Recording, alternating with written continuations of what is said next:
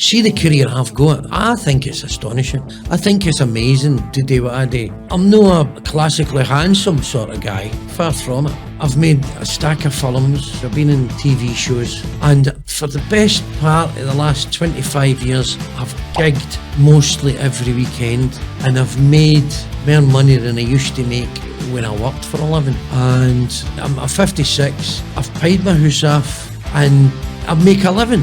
I don't have any pressures on me financially, but right now, living the dream. It's nice. Hello, Raymond. Welcome along. Caley Corner, episode 11. Good to see you, mate. Well, this is where I went and got my degree. We're in this podcast studio where we're in is in Glasgow Caledonian University, and this is where I got my degree back in 1991. So it's like a homing pigeon here, returning to base, are you? It was interesting to walk back coming back onto the campus, because I looked at, as I came in the front door at where the bus station is. As I come up past the first building and I looked to my left, that's where the Students' Union was, where I spent most of my time. It seems to have, it's not there anymore. When I was here, the Students' Union was only open for a year, and then it was some sort of health conscientious person, it was the president or whatever, and they get rid of it because they weren't wanting cunts drinking and that. I'm glad I graduated when I did. I don't think, I can see how it could be positive for some people, but I feel that the place is diminished as a consequence of the removal of the Students' Union. All work and no play makes Jack a dull boy. I think maybe we could get you back as like an honorary president. You could get the place open again. Nah, I don't give a fuck. I don't give a fuck. It was different. I got my degree, as I say, in 1991. So that was 30. And then it was they called Glasgow Caledonian University. This is umpteen names, you know that, this institution. No, I wasn't aware. So just before I first came here, it was called Glasgow College of Technology. Then they changed its name to Glasgow College. And then they changed its name to Glasgow Polytechnic. And then they changed its name to Glasgow Caledonian University. So 4 name changes, a bit like, a Glesga boozer where somebody gets stabbed in it and they just changed the name of the pub. It's still the same pub. I hope that wasn't the way they were changing the name here. Well, I'm wasn't you that was doing the stabbing? I'm speaking in metaphors. How old were you when you came here to study? I came here... You a mature student? Or? No. I came here in 88, so I only done a 3-year degree. I only done an unclassified degree. I never done honours.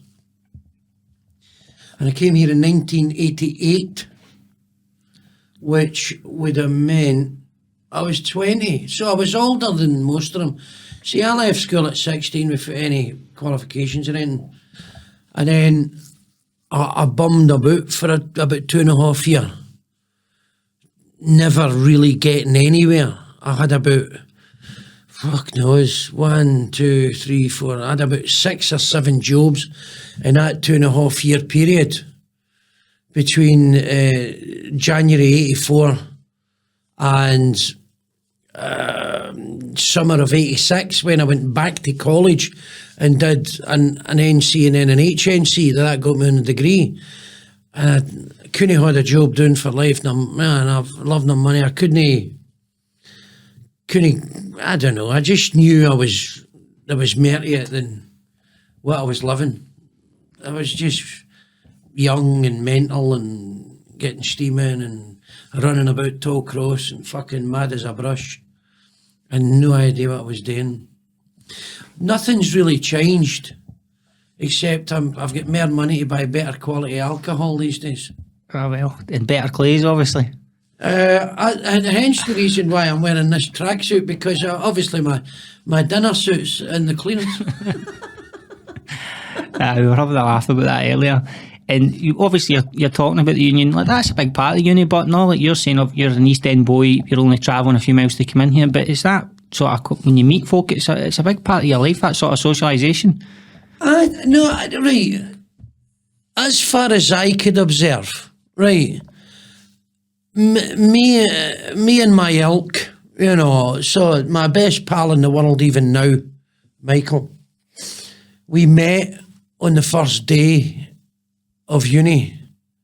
And I remember him come up to me at the back of a sociology lecture and he says, "How you doing?" I went, "Nobody talking to you either?" He went, "No." And we just seemed to hit it off. And he says, "Do you want to go for a pint?" I says, "Sure." Now, curious enough, he was the same age as me. We were 2 years older than everybody else on the course.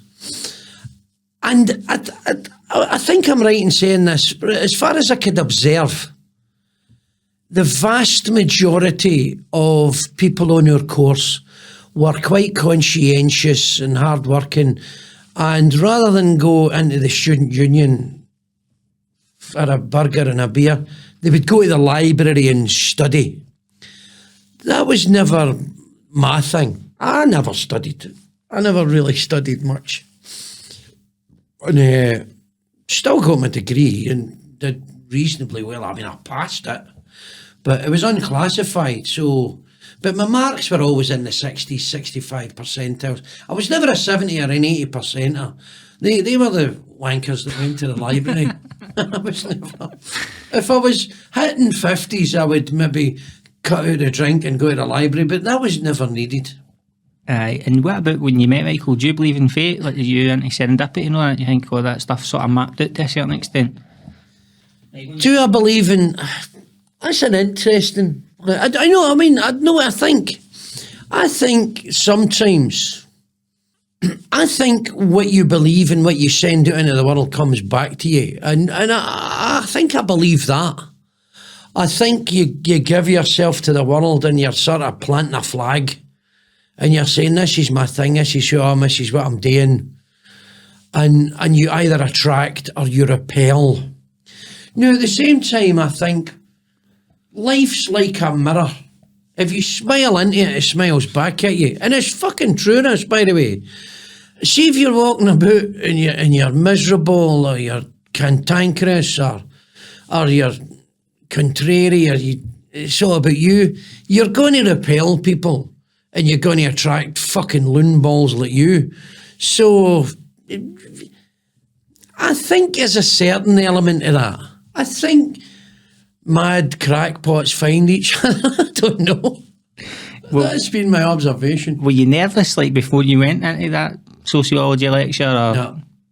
No, I don't think so. I think when you first, you went here as well, so you your first week or so, it's all dead new and it's these, I'm being a working class guy, I never ever, I suppose it maybe wasn't expected for me in that time to maybe go to university, when, to be honest, it probably was, but I had my own insecurity and low self-esteem driving all these feelings, so you're sitting and with all these kids that are all quite middle class, and I mean, they've got a Moanda da, and they've got a house and a motor. And they're fucking, there's a dream world these people live in, right? And for them, it's just beautiful and normal. And that wasn't my reality. My reality was a bit more, I don't know, a bit more rough and ready. And but you wear that fucking, you got a bit of a chip in your shoulder as a working class guy, and there's an inverse snobbery, as if in your interactions with these kids, it's awful. You're saying, what do you know, you wee pampered middle class fanny? Oh, fucking, you've no idea what I went through. And they're all going, oh, you fucking fat, miserable wank, away and fucking boil your head. So, you live and learn in this life. What was the question? The question was, I was trying to think it related to my own experience. There's a certain trepidation that first week, isn't there? Oh, aye, you're shiting yourself. It's a new environment. Aye, absolutely shiting but yourself. I think I went into too much detail about why I felt the way I felt. No, that was brilliant. I was happy with that. Because I was the exact same thing for me. I remember coming up in the same working class, and I had the perception that everybody at uni was for a different universe, basically. But I went into a class one, it must have been one of my first ones in induction week, and I thought I'm just going to sit next to some cunt who's giving me good. I'm picking up good energy off them, or they look friendly. Right. And I sat next to a guy. He was a bit of like an emo type guy, good looking guy, right, Peter? But I thought he looks friendly enough. I sat next to him. I sat next to him, started talking away. Next minute he was at Caley Court, which is the accommodation here. Caley Court. All right, I thought you meant he was up in court. No, well, yeah, no, that I was aware. But he was at the same. So that was us. We're pals and still sort of pals now as well. No best mates or anything, but.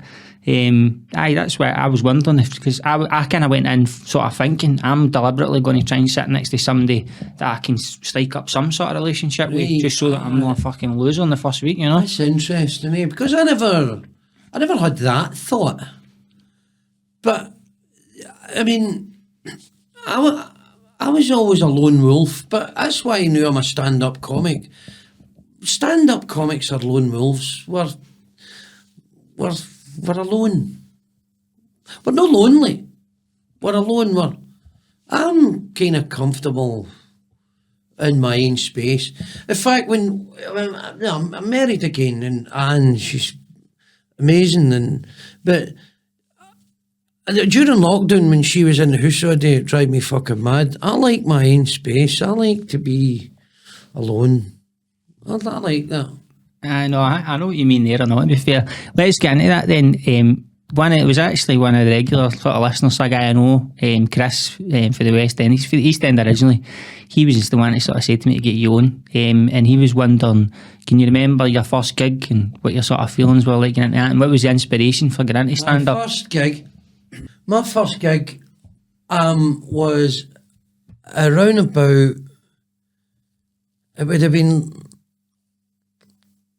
late 1992, and there was a place in Hope Street called Bonkers Show Bar, and it was next to the Zico's nightclub and all this shite, and it was down the bottom end of Hope Street, down near the Solid Rock Cafe across from Central Station, and there was an old mainstream comedian called Ben Gunn. He was well known on the circuit in Scotland, and Ben Gunn, in collaboration with the impresario Robert C. Caley, had started this thing in Bonkers Show Bar, had started this search for a comedy star. And I'd never performed before. Now, I'd done acting and stuff while I was at university. I was with Strathclyde University Theatre Group. And I'd acted and all that. And I'd played in a band. I was a singer and a guitar player in a band. So performance wasn't alien to me, but I'd never done stand-up. So what I did was, I remember I went doing it after work. I was working for BP, the oil company at the time. It was my first job after university. And I went in, I mean, I've got my work clothes on, you know, a shirt and a tie. And I remember getting up and I bent the tie to one side and pulled the shirt out as if I was dishevelled or fucking just fell out of bin, you know. And then I proceeded to do a lot of old Hector Nichol jokes and a mishmash of Billy Connolly stuff. So there wasn't any new material. I never had any idea about that. And I did about 5 or 10 minutes. And I remember my delusion thinking, I done quite well. But I'm looking back, the audience are probably just staring at me going, who's this fucking lunatic? You know what I mean? And I remember, so I did it. And then, it was about, I don't know, sometime later, I called Robert C. Caley, the impresario, and he's got a wonderful clipped pan-low voice. And I says, Mr. Caley, I went to Ben Gunn's search for a new comedy star. I mean, whatever came out of that? He says, well, you know, the problem is there isn't anybody out there now. You know, we were searching for a star, but quite frankly, nothing came up. And who are you again? Thank you. Fuck off. And that was it. That was my first brush with stardom. And it came out over the next 18 months. I never really started comedy until January of 1994. So I was there the next 18 months, 2 years. I kind of would do an open spot in Blackfriars. I did an open at the Comedy Store, and I spoke so quickly they couldn't understand a fucking word I was saying. And I did a couple of things in my work, benefit gigs, just ripping the piss out the guys I worked with. And I still have these on video. I have video of this. And we did a blind date thing, and I dressed up as Cilla Black. And get 3 of the lasses at the office to take the rip at the site manager, who was raising money for his son who was disabled. So we raised a lot of money for him. That sounds class. It was insane. And I remember my mum saying, "Don't ever dress up as a woman, son." Aye, that will never take off from the BBC, that. But I did. I dressed up as Cilla Black. Was that your first and only time in drag, Raymond, was it? I would say so. I think, I don't know. I'm not too sure about that. I'll have to think about that. I've done many weird and wonderful things in my career. I may have dressed up in drag more than once. And what are you planning on doing with these videos? That would be a good wee documentary or something, no? Maybe somebody will get a hold of him once I'm dead and go, "Did you tell that what he was up to?" So that's interesting that, like you were saying, it was sort of the open spots and talking so fast, because obviously when I had first met you, would have been obviously an established sort of headline at that time, so I was never it's hard for somebody to envisage somebody who's at that sort of level, going through those sort of struggles. So how did you transition for that? Did you do a comedy course after that? Like, when did it start to when did you start to find your voice and get more comfortable on stage, I suppose? Well, for me, I really wanted to do this. Right. I mean, I'm not so sure. I think I've probably said this before. I was born with a heart defect. Fucking don't know if it's congenital. I was born with a heart defect. And it's a hole in the heart. Now, some people that are born with a hole in the heart, that murmur it's called, they grow up and it goes away. But the one I had was bigger than the average. And it never healed itself. So by the time I got into my 20s, I was fucking having incredible pains in my chest and my back. And I went to the doctor and they did an ECG, and you've got a weird erratic heartbeat, and they sent me up to the Royal Infirmary and they said, "This hole in your heart's no go any better. And it's going on to do with smoking or drinking. That was never going to heal itself. We're going to have to close the hole." So, in late 1993, I went into the Royal Infirmary and they opened me up and they did surgery and they closed the hole. They put a patch to close the hole between the two ventricles and the open the pit of my heart. I don't know, I might be talking pish, but I never studied this. I mean, you'd think you would, but I've never studied it. But that's as far as I know what they've done. And so, it sounds bollocks, right? But I'd been dipping in and out of comedy, of doing the odd open spot. I'd only done maybe half a dozen open spots in 93. And I said to myself, I remember the night before, they come in and shave your chest and fucking all that to cut you open. And I says, if I get through this, I'm going to be a comedian. It's maybe one of these bullshit stories you hear, in a book. That was that life-changing moment, that sliding door moment. I says, I'm going to go and do comedy. So what I did was, I came out of hospital, fine. January I did a gig for Ed Byrne. He used to run the Comedy Cellar underneath it. It used to be called Sinatra's or Bacchus or something, that just next to Bennett's nightclub. And I did well. I just went on, I did 5 minutes, and just pure madness. I made it up. See, I thought in the days you had to do a different 5 minutes every time you're on stage. And that's what I would do. And they'd be like, "Where the fuck are you getting on this?" And sometimes it was great, and sometimes it would bomb. But I never knew you had to, do routines and build material and do the same. So they taught me this. I know what the fuck I'm doing.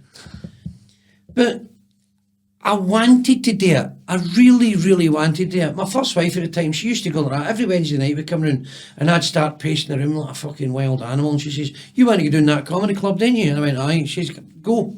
And I'd just jump out, go on a bus and go to the comedy club. Because I didn't fucking know this in the fucking house. Right. So, by 1997, I was starting to actually get a turn at comedy, just covering some of my expenses and all that and making some money and making a bit extra. And by about 99, 2000, I mean, I was probably making enough to make a living in it. I mean, that's when I started going self-assessed to my taxes. Started paying tax about 99 on my gigs. So by 97 I was gigging and headlining. By 99, 2000, I was making a fucking shed load of money. And by 2003, I gave my job up. And you mentioned Ed Byrne there, like obviously like done well at a comedy. Like, is there anybody for the early days and all that you really rated or like still rate that you're? Well, Fred Macaulay, when I started, Fred Macaulay was one of the headliners, and Ford Kiernan was headlining, and Parrott and Bruce Morton and Stu Hu, God rest his sweet soul. And they were all the guys who were at the top of the game. And I thought they were all so different. And I saw Ian Cognito again, what an inspiration. Dave Gorman and Sean Mio and people like that. Fucking these great stand-ups. That's who I was kind of rubbing shoulders with in the late 90s. And I thought, I like this. I belong here. I've always liked artistic people. It's unfortunate, I mean, when my first wife, when I was married, right, I went to university to go and the idea was I was going to become an accountant, a fucking computer programmer or something. That was the plan. But in 1990, the rug was pulled from under me when I started working in Strathclyde University Theatre Group, and I met all these actors. And these were the wildest people I've ever met. I love actors. I love comedians. I love artists. They've got fucking mental ideas about everything about the universe. I think your average person that works in a bank or an industry, wants a career, I don't find they're terribly stimulating. Right? But fucking actors and comedians get fucked up ideas about the world, about themselves, and have got great insight into themselves. So I always kind of wanted to figure out what it was, who I was and what made me tick. And I never had any place in the world as I saw it. I was always lost, totally lost, and didn't know what to do, no connection to anybody as a young man. And I was, married, a couple of kids, but I was lost. And I'm not so sure knowing all these fucking lunatics helped me find it. I actually think it probably confused me further. It probably sent you on some good journeys though. It opens your mind. I'm a great one for... I don't have a problem with uncertainty. I don't have a problem with just making the best of any situation and just going for it. I've always been full of fear and anxiety, and I've in order to overcome it, I've just faced all these things as much as I can, and just tried the best way I could to accomplish whatever I had to accomplish or solve these problems. You know, if you're skint, get a second job, or stop buying shit you don't need with money you've no got it, or, you know, whatever. You've got to take steps the world, whilst at the same time, you put this energy into the world and it comes back to you. Don't fucking make crazy life choices. Don't drink every day for 30 years and then fucking go and say, what happened to me? Be a bit pissed off and you have a heart attack, right? I mean, fuck's sake, try and do the right thing. But it's just finding that. Yeah, I didn't have a fucking clue. And when you met all them, is that when you discovered Alan Watts, or when did that come in? When did he come into your life? Discover? Alan Watts? Alan Watts? I thought you were into Alan Watts. He's like a philosopher. He's into like Buddhism and East Asian. I don't know Asian. about Alan Watts, but I've certainly been into all that esoteric pish. As there's no doubt about that. I mean, Alan Watts, I shall Google him after the fact, but I don't recall. I mean, so you read a lot of this. I mean, if I went to uni again, well, I would like to do a philosophy degree, but you don't need to do a philosophy degree. Fucking buy the books. Just buy books, Plato, Socrates, Aristotle, all that, the Greeks and stuff. And I'm into all that, but it's of no practical use. Get a job, be a bob. You know what I mean? You need to pay your way. It's good for the soul, but isn't it? It depends who you are. No, raiment for the soul is... it depends who you are. I mean, certain people, they want different things, and that's fine. That's cool. You know, I like electric guitars. Like, I love playing the guitar. I'm fucking rubbish at it. I mean, I couldn't make a living at it, but I can make it talk and it sounds nice to me. My neighbours aren't too fucking happy, but it sounds nice to me. And that's my thing. And I'll talk about, I've got this guitar, I've got a Gibson Les Paul, and it's beautiful, man, it weighs 11 pounds, and when you pluck the string, there's a stain on it. You see people going, fucking shut up. They're not interested. And that's fine. Same as if you talk about Socrates, you talk about having a Socratic dialogue or something to try and work out some problems you're maybe facing. People go, oh, fuck off. But they would get him, and the thing is a Panini sticker book or Star Wars Lego sets. I don't know. Everybody get their own thing. Exactly, that's what I said to you about Alan Watts, because I remember that's how I thought you liked him. You shared a video years ago and it was him talking, right? I don't know if it was an advert or just... Oh, it must have spoke to me at the time then. Aye, and me and all, it was basically about this concept that like, if money wasn't an object, what would you do? Like, everybody's passionate about something, so even like you're saying, if it's fucking stamp collecting, Panini, whatever, stickers, and I was working at HP at the time and I was fucking miserable, to put it lightly. I was on, I think, fucking 18 grand or something. They make great brown sauce. No, not that. HP's a great company. No, that HP. But back up. Aye, they cunts. But I was on, it was like my second job, so I was on 18 grand or something, and I was really struggling. I was gambling all the time. And the cunts I was working with, a guy put up, it was like a Mercedes C-Class or something, right? And I googled it and said it was... Put up a what? It was like a picture of this Mercedes C-Class or something, bought this fancy motor, and it was about 40 grand or 50 grand, right? And I'm a daft young boy, early 20s, and I'm like, this cunt's just bought a 40, 50 grand motor. I'm on 18 grand a year, I'm doing the same job as him. So I was thinking that he was maybe making 100 grand a year. Didn't know about finance and all that. Never, innit? Probably, aye. Aye, but I didn't know that at the time. Yeah. So this video kept getting in my head, and it was like just at night, in the morning, all the time. And then eventually I'm like, who the fuck was that guy? And then I googled sort of what he was saying, and then that's how I found out about Alan Watts. And then I just like was listening to him all the time on YouTube and that. I mean, he must have said something at the time that spoke to me at the time. I can't remember it, but you know, it probably isn't a good idea to go that deep into your analysis of your life. I mean, I think for me, but it's been a bit of a burden. It's probably been a bit of a barrier to success for me. Some people were great at just going, fuck, let's just do it. You know, people are saying, going, it can't be done, it can't be done. I'm fucking doing it, you maniac. I'm just doing it. And I wish I was more like that.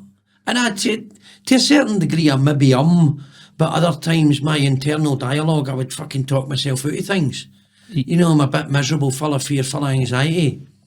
And it's just, I suppose it's just dealing with that. Again, that's what goes back to, I want to know who I'm or, you know, how I do what I do and what I really want.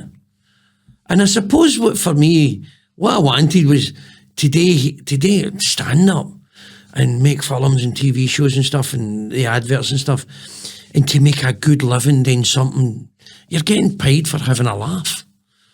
Now that's the ultimate. I've not got the money to buy a Mercedes for 50 grand. I mean, that would be ruinous to me. If I went and took out finance for a 50 grand car, that would be fucking, I'd end up living in a bin, right? So, but you can see why it's so seductive. People want all these things because it validates you. You're defined by it, and you're driving about in your Merc, and people are going, most people are going, check that cunt, right? But you're in your mind, you're going, look at me, I'm fucking Billy Big Buzz. I'm teabagging Russian supermodels, right? But that's cool. If money wasn't an object, then you'd fucking have one of the nice Porsche Panameras, or what do you call them, a Maserati Quattroporte. Because I drove one when I was in America and I'd go like half a shovel and I'd have a nice sports car. But my wife says, I'm not going in it with you, you fucking dick. You'll be in it yourself. Nah, motors don't impress me. Like, I'm not into them, man. Like motors. Have you got a motor? Aye, but it's like a fucking Dammobile. Like, I'm no bought. It's a Nissan Qashqai. Qashqais are great. I drove they're called Nissan Rogues in America. I drove a Nissan Rogue when I was in Florida, from Orlando to the Florida Keys, to Key West. And it was a really good car to drive.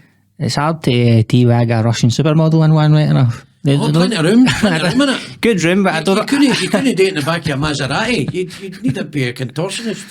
I don't know if they're into the motors right enough. That's the only thing. I wouldn't know. I've never met a Russian supermodel, to my knowledge. I mean, I've got a Russian birds, but I don't know if they count as supermodels right enough. And even the average ones are great looking.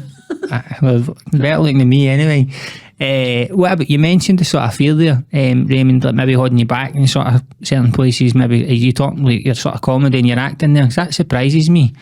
What? Like in terms of like how you operate on stage, like when you're up there, it just seems like you just go into a trance, a zone almost. You're just so comfortable on stage and you can just riff with anybody about anything regardless. It doesn't matter what job they do, you've got a gag within 20 or 30 seconds of talking to them.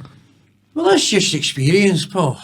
That's just, I think you do your thing again and again and again and again, and you become consistent. You have your own standard and you want to do well. And I still get nervous and fearful because I want to do well. So I put the pressure on myself. But I'm get used to a way of being where it's all right. Even though I'm nervous before I go, and you go in and you've got enough experience to look, and the audience are looking at you and going, he's fucking fearless. But it's just grace under pressure. That's you just going, I'm here and I'm in the moment, I'm doing my thing, regardless of how I feel, and I'll do it. And it's just, you retain your poise. It's like anybody who's great at something, they make it look easy. I want to say, I remember I heard something about Bill Shankly was talking about a football player. Some interviewer said to Bill Shankly that player, such and such a player, was talking about has got great skill, and Shankly says, no, he's got great technique. No, Bill, he's got great skill. I says, no, he's got great technique. Sorry, Bill, what's the difference between skill and technique? Skill is when you can do it when Tommy Smith's up your fucking arse. So what that means is you can stand up and speak as a comedian in front of 20, 30 people in a room. It's nice. But if you've got to do it in front of 400 pished cunts in Portsmouth, and when the gig's the size of an aircraft hangar, that's fucking skill. You see? So I've played a lot of different rooms, hardest rooms in the world.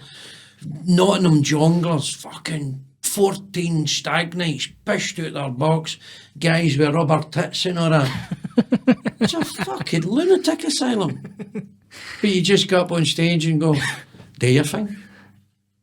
And like, are you living the dream then, Raymond, in terms of like the life you're living? When you mentioned earlier, obviously, about your hole in the heart, and you're like, I'm going to be a comic, and like now the gigs that you're doing, or do you ever look at your, and I don't mean this disrespectful, hope you know that this is not coming from a bad place, but when you look at your sort of competitors, folk that are maybe not got as much talent as you, maybe progressing into TV work and things like that, is that bother you? No, look, I get where you're coming from. I remember we did a thing in my old school when I was all the kids, first years.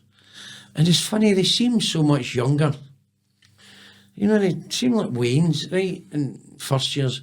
I remember saying, there's a careers day, and he'd got me and some of my mates into the performing arts as a career. And I remember this kid, you know, I'm a comedian, and he goes, do you know any real comedians? As we're knowing the time, and I went, aye, I do, but I've not got their phone number anywhere, they blocked me. So, look, here's how I look at it. I'm incredibly grateful for, see the career I've got. I think it's astonishing.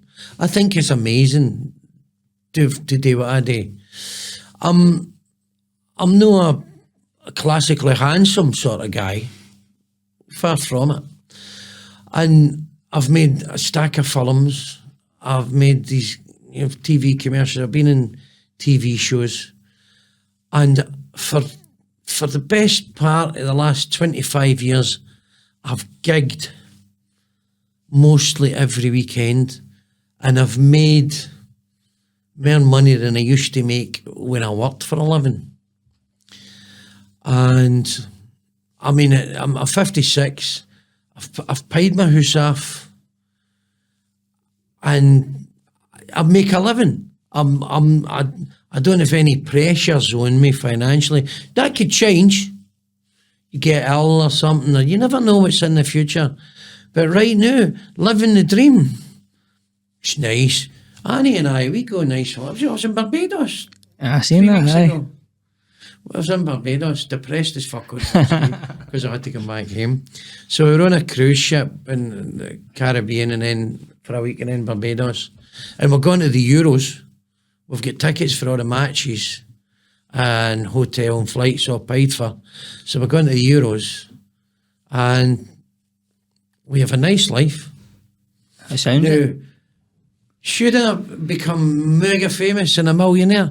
I think the reason was, I'll tell you what, I'll answer the very first question. Do you believe in serendipity and all that? Do you believe in fate? Do you know what I believe? I believe the universe in its wisdom knew fine well not to make me famous and rich 20 years ago, because they knew I would have blown it right out my hole. They knew I would have done myself in. I would have been, by now I would have been steaming an alky in the Betty Ford clinic or in the Priory, getting me too to fuck.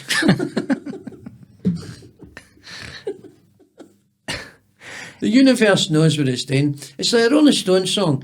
You can't always get what you want, but if you try sometimes you'll get what you need. That's my life. That's a good way to look at it, I think. Yeah. And what about, we mentioned obviously when you started, like all the sort of Funny Farm mob and live floor show mob, about how good they were.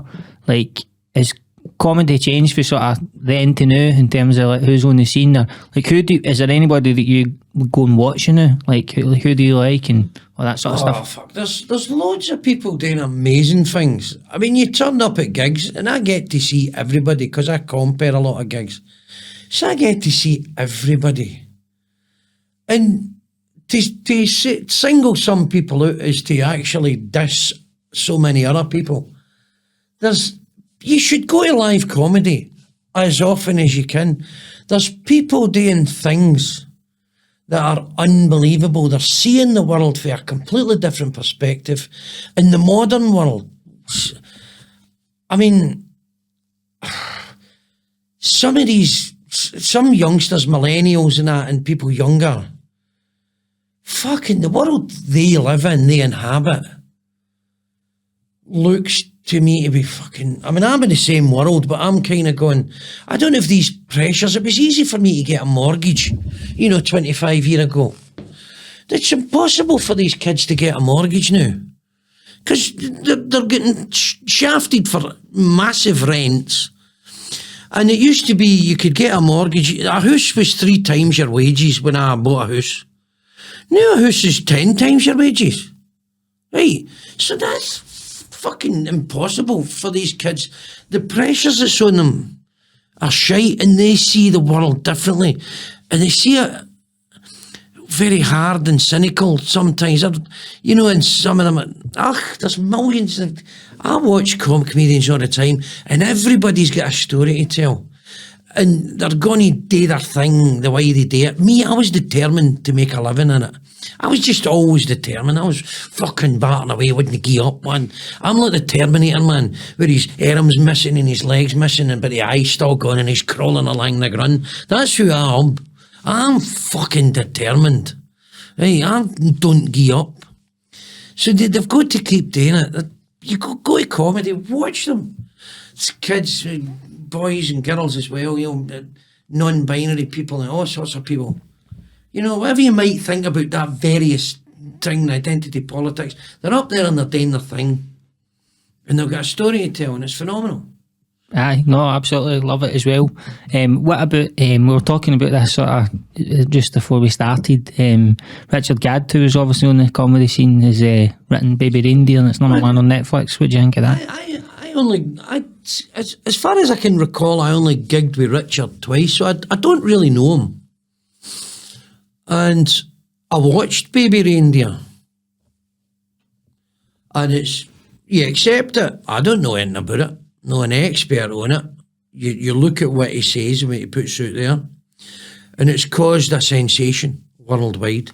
My pal Michael in New York, he says, what's the story about this? Because he saw Richard Gadd saying something to me. He was interviewed in the last years ago, and he mentioned me and Vlad McTavish. He says, I'm not as good a storyteller as Raymond Mearns and Vlad McTavish. I never knew that. But he sent me the link, and I went, that's very nice of him. So, anyway, he says, what's this all about? I says, I don't know. Right, it is what it is. But then you saw the Piers Morgan interview. Now, my wife and I had fucking started arguing about it. This is the one he did with the alleged stalker? Well, her name's Fiona Harvey. That's the lady's name. Right. Now, there's people saying she's mentally ill. I don't know if they're psychiatrists or mental health professionals or doctors. So whether or not they're qualified to make that diagnosis, I don't know. I suspect not. Right? I'm not qualified to make it. Is it possible she's got issues? It's possible. Is it possible that what Richard Gadd says is true? It's possible. I'm very out of step with what people feel about this. I have... Piers Morgan, I don't give a toss about, right? I don't like him or dislike him. I accept that he exists and he's done what he's done and everything. I accept it. What I saw in that interview was I saw somebody simply trying to get at the truth, right? It's as simple as this. Either Baby Reindeer's true or it's not true. Right? So, if it's not true, then Fiona Harvey has absolutely no question got a case against Netflix and Richard Gadd for being defamed, for suffering loss and harm as a consequence of the programme because she's received death threats. So she's been damaged by it. Right? If it's not true, right? And that's all Piers Morgan was trying to do. But all you saw on social media the following day was all these virtue signalling fuckers on fucking Piers Morgan, this Piers Morgan. They're missing the fucking point. It's either true or it's not true. See if it's true. Right. Shows the 41,000 emails. shows evidence of all the voicemails, shows the evidence. It's fucking simple. You go into a civil court, right? And unlike a criminal court, the burden of proof is lower. It's on a preponderance of the evidence in court. If it's shown that it's not true, then she's got a case. But if, on the other hand, it's shown that she's lying, then she's not got a case, and it'll be fucking flung out. It's as simple as that. That's the way I see it. I think it's more complicated than that. No, it's not. Wait, how's it complicated? Well, I think it was unethical, him interviewing her personally. Because, I don't think I'm not a psychologist, but I don't think she's playing with a full deck. Listen, so it's very exploitive. You're not qualified to make that diagnosis. Okay. Now, the suggestion that somehow she was coerced, she didn't look as though she was coerced. She went into the interview, and I believe the fee she was paid was £250. Now, if she went into that interview saying what she's saying for £250, then mere fucking fool her. She's 58-year-old. And she's grown as big as she's ever going to be. And there's too much made of this now. Oh, the people's issues and this, that. Look, I don't buy it. Everybody's got issues. Everybody. Right? I don't care who you are. Now, the trick is, in trying to live your best life, is to try and deal with your issues and just get on with your life. But too many people use things like this as a fucking excuse to fail. So, I don't fail at comedy. The only person to blame is me. But I could go and blame the comedy unit or the BBC or the Comedy Store. That cunt won't book me. He fucking hates me. He thinks I'm this. He said that about me. Listen, if this is the world we live in now, we sit there and blame people so that we've got an excuse to fail. And I'm no fucking buying it. She could have said, no, I don't want to go on. If she has got some sort of personality disorder, and she wants to be famous or whatever, or I don't know, I don't want to speculate too much on it because I know you're not going to buy it, but I just think what Piers Morgan done was unethical. As a journalist, he's got to, I know that his ethics probably called into question when he was fucking hacking Millie Dowler's phone and all that anyway, but I can see your point of view. Right, there's two things, and I stick by the first point.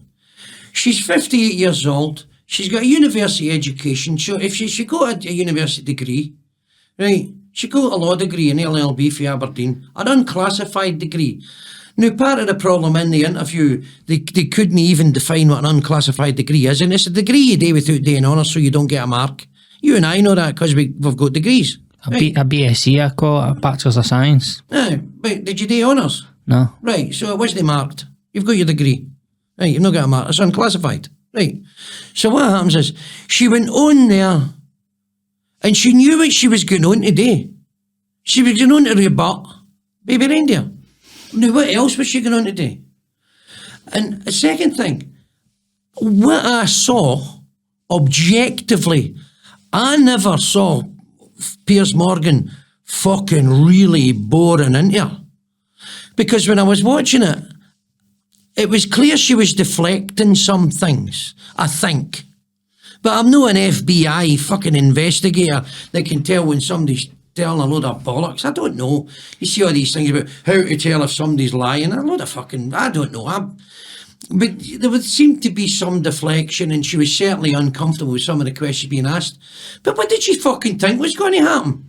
What the fuck did she think was going to happen? Oh, see, I never watched it just because, just straight away I'm going, that's exploitive. How can you say it's exploitive if you never fucking watched it? Just because you can't make a judgment on something if you never fucking watched it. I've seen the clips. Listen, that's like the Ayatollah Khomeini never read that fucking book, put a fatwa on Salman Rushdie, the Satanic Verses. They never read the fucking book, but they put a fatwa on the guy.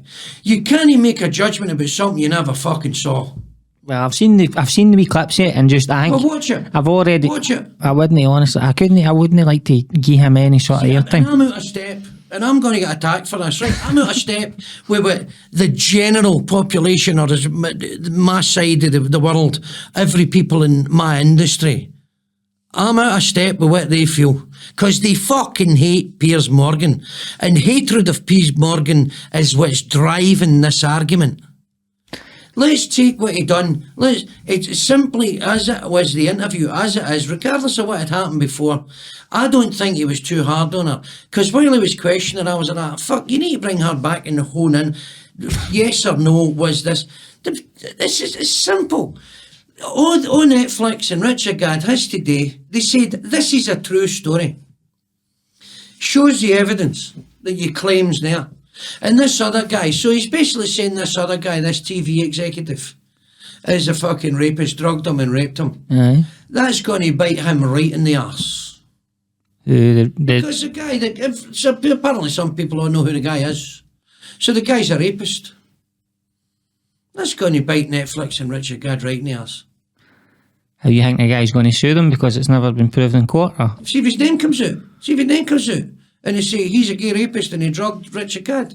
Well, if it came out and he said it about you, what would the impact on your life be? It'd be huge, obviously, but it's difficult to have sympathy for the alleged rapist if obviously what he done is true, you know. But what if? So here's the thing: there was things said and made in that programme. And I don't think they imagined it would be as big and blow up as big as it was. No, that's part of the But I think it's going to... We're just seeing the natural to and fro. And I'm completely objective about it. The way it just is what it is. I accept it. I accept it for what it is. And there's going to be a kickback. And there's going to be push and pull. And what's going to happen is going to happen. I accept it. And I'm expecting nothing from it. It's got nothing to do with me. But you want my opinion on it. Aye, of course. It's a true story. If it's a true story, then you've got to be able to back that up. Aye, I think he will be, just based on how the show was shot and the fact that they were able to produce. Obviously, they were saying the emails and the tweets were sort of word for word. That's how they found the one. I'd be astonished if they couldn't back it up. I'd be astonished if they couldn't back it up. I thought that I don't know where I'm getting this from, but I thought that she went to court and she'd been convicted and all that, but I've not actually done any sort of Google searches. That's another thing. Okay, so here's there's a whole point, right? If she'd done 9 months in the jail, then that's a matter of public record. And see if that came out. Why is no newspaper reporter even investigated that? Because that can surely be checked out. And then, there you go, you did 9 months in the jail. So, it's true, you've not got a case to answer. Straight away, if that's true, then everything else, she's not got a case to answer, right? If she done 9 months, that's it, game over, she's fucked, right? But, nothing's come out yet. Nothing's come out about that. That's very strange. So if she did do 9 months in the jail, that's a problem. Because you're saying she's a convicted criminal when she's not. Are you talking about Gadd here? Or Netflix and Gadd? Gadd and Netflix are in trouble. If she's not been convicted. But why has that not come out? Why has that not come out in the wash? Because surely that's something that can be checked fairly easily. Unless she's changed her name and all the rest of it. Fuck knows. It doesn't matter, change her name, Fiona Harvey, whatever, but that can be fucking checked. Fuck knows. I think to get back to the actual show though, like absolutely brilliant, and the way he sort of shot it and the way he sort of spoke about sort of the psychological impact that obviously stuff like that has on them. I think he was quite brave in the way he wasn't just being like, this person's all bad or these people are all bad, he was showing how he was making sort of poor life choices as well. I thought it was absolutely brilliant. No? Aye, I mean, I watched it and I couldn't take my eyes off it. As a piece of drama, phenomenal. It was good. You get right inside him and his journey and how he's been. I think it's going to be interesting to see how this comes out. But I think my whole point going back to the Piers Morgan interview, I'm astonished that Piers Morgan got it in the neck. When to me it's just a sideshow. Aye, that's like you're saying. I think people, even myself included, we've got an agenda against him just because of the stuff he's done. So if you've got an agenda, then you're fucked. You can't enter the debate. I've not got an agenda. Either it's true or it's not true. Either the woman did what she did and got convicted, or she very seriously got defamed and it's been incredibly damaging to her. And if that's the case, fucking, she's due. She should go to court and take them for millions. What's your gut telling you? Why do you think? Don't know. I think there's fucking narcissistic lying bastards on both sides of the argument. I think the problem is it's too muddy. What about, you mentioned you're going out to the Euros earlier, you and your missus, Raymond, just to segue away from that. Oh, that's quite a segue away. How do you think we got on earlier? Well, this is the best unit we've had for 50 years. This is the best unit since the Bremners, Dalglish, Jordans and Jimmy Johnson, Danny McGrain. 74, 78 teams.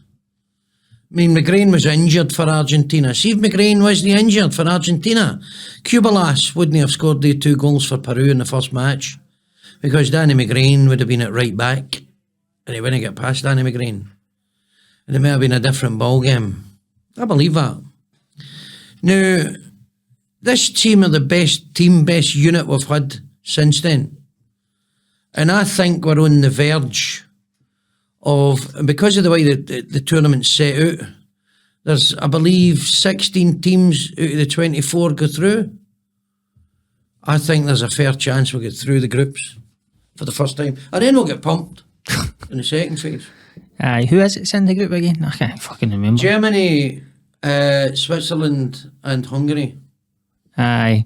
So, I think Hungary have done all right in their qualification sort of group, so they might be the sort of dark horses. It's a hard group we're in. I mean, I think we've got enough players.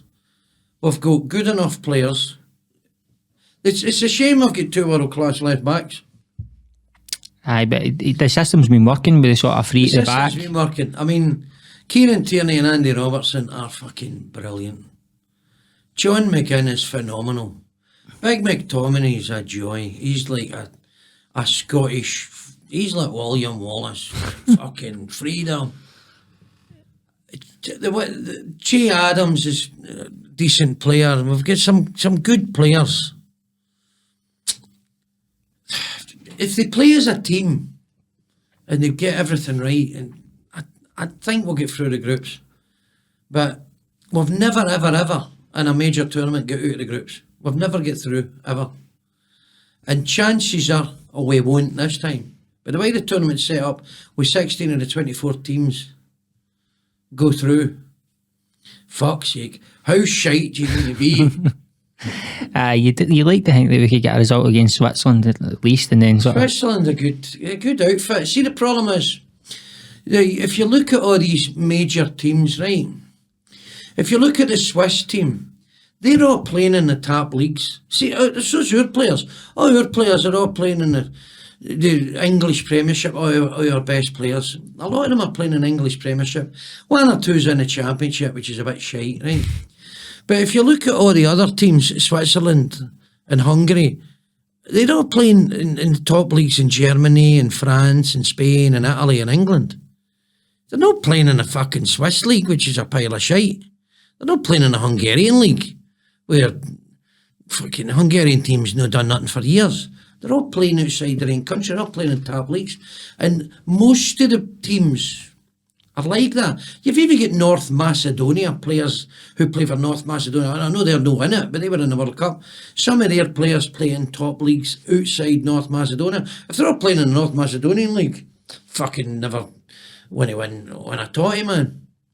Aye, but I'd like you're saying, obviously your players are kind of playing at different levels now, obviously. Yeah, Ferguson at Italy as well. And aye, he's Kieran Tierney's Real Sociedad. You know, a couple of the boys are in Italy. Well, Lewis Ferguson's a shame he got injured. He was doing well. Aye, because they're talking about bringing, folk making the argument for Forrest now, because a couple of midfielders are injured. Tell you something, James Forrest, great wee player, phenomenal wee player. And if he's on his game, dear Joe, for about his age is he now, 32? 32, aye. Should be in the squad, but I think because... I reckon, I agree, because somebody's... We've maybe not got enough decent attackers. I had Forrest in there. I know, wide anyway. He's a different option. He wouldn't be a starter, I don't think, but if you're needing a goal and there's not many better players to come on. I would say so. Aye, he's got a hat trick a couple of years ago. Did he? Did he know? Aye, for Scotland, aye. Aye, he's got a hat trick. Aye, he knows he's very fit. He's composed in front of goal. I think hopefully he'll get called up because they've got an extra 2 players in all. There's 26 players and 24 players. That's right. So that wee guy that plays for Newcastle's good enough. Is it Fraser? That wee guy, I like him. Oh, Ryan Fraser. Is that his name? Aye, fucking, he's brilliant and all. I don't know if he's been playing much recently though. He's a wee Scottish guy. He's a wee fucking dangerous mob.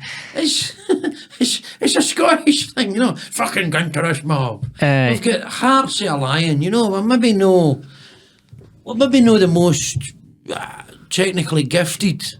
There's some technically gifted players in the team, but there's wee fucking battlers, you know. McGinn's a bit like that. Well, he's technically good, but he's got the... I think McGinn's world class. Right, I believe John McGinn is... Somebody's going to come in for him and he's going to be... They're getting in the Champions League, Aston Villa, right? And I think people are going to be really surprised. They might well get into the groups, right, in the Champions League.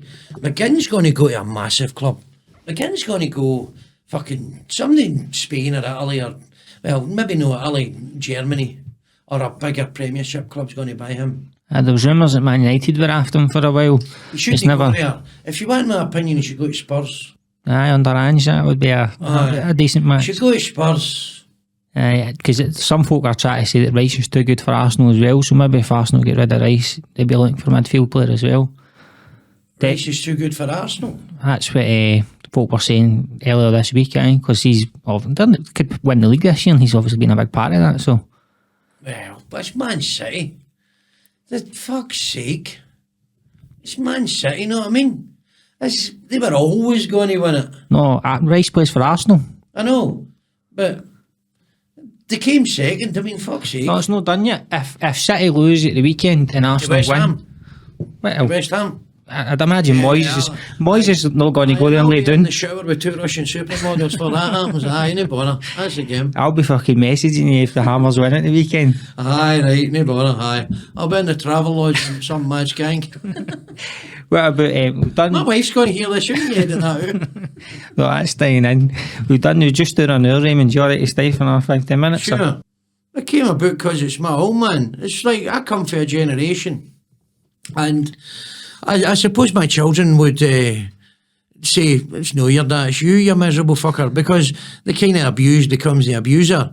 And it's like it's just not just a Glesga thing. I think it's a working class thing. As you know, you come home to your dad and you go, I'm going to be a professional football player, and you're like, you fucking head's full of broken bottles, son. Boof, get a trade, you bam. So that's that's my experience, lived experience from childhood, where you know your natural enthusiasm, your zest for life is fucking squeezed out you by your dad.